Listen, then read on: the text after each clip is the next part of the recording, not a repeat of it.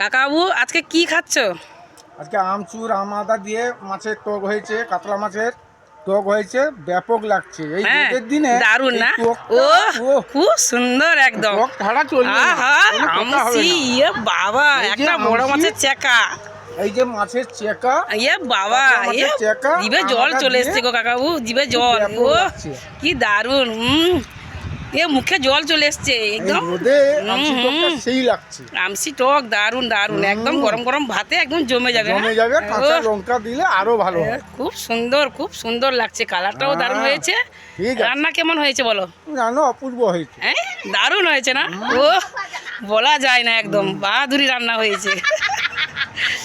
আজকে আজকে খুব তাহলে ভালো হয়েছে কাকাবু। হ্যাঁ, হ্যাঁ, রান্নাটা ভালো হয়েছে তো? তাহলে বন্ধুরাকে বলে দাও আজকে টকটা খুব দারুণ হয়েছে।